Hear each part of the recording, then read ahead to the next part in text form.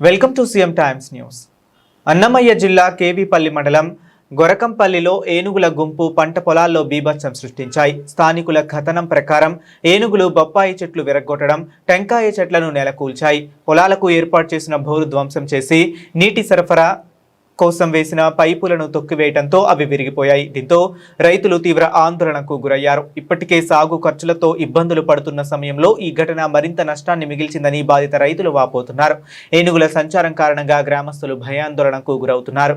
రాత్రి వేళల్లో పొలాల వద్దకు వెళ్లేందుకు కూడా జంకుతున్నామని, ఏనుగులు ఇంకా సమీప అటవీ ప్రాంతాల్లోనే సంచరిస్తున్నాయనే భయంతో అప్రమత్తంగా ఉన్నాయని స్థానికులు తెలిపారు. సమాచారం అందుకున్న అటవీ శాఖ అధికారులు వెంటనే ఘటనా స్థలానికి చేరుకుని నష్టాన్ని పరిశీలించారు. రైతుల నుంచి వివరాలు సేకరించి పంటలు, తోటలకు జరిగిన నష్టాన్ని అంచనా వేస్తున్నారు. అలాగే ఏనుగుల కదలికలపై నిరంతరం నిఘా ఉంచి వాటిని సురక్షితంగా అటవీ ప్రాంతానికి మళ్లించే చర్యలు చేపడుతున్నట్లు అధికారులు తెలిపారు.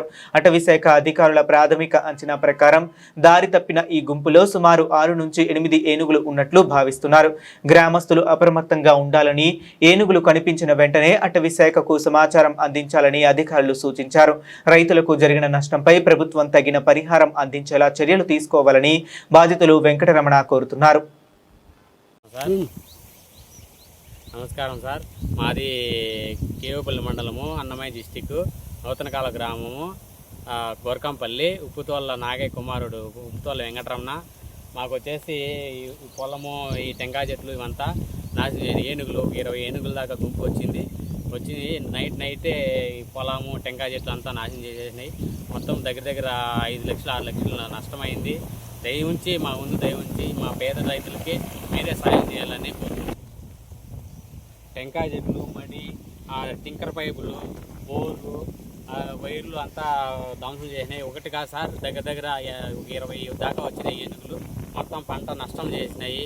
దయవుంచి గవర్నమెంట్ మాకు ఈ పేదవాళ్ళకి చూసి, రైతులు చూసి కొద్దిగా సాయం సాయం చేయాలని కోరుకుంటున్నాము. చాలా నష్టమైంది. 5-6 లక్షల పైన అయింది. నష్టం చాలా అయింది సార్. టెంకాయ చెట్లు, మడి, బోరు, పైపులు అన్నీ ధ్వంసం చేసినాయి సార్. పరెన్ చెట్లు, మామిడి చెట్లు అన్నీ ధ్వంసం చేసినాయి. మీరే దయ ఉంచి మా ముందు దయ ఉంచి సాయం చేయాలని కోరుకుంటున్నాం.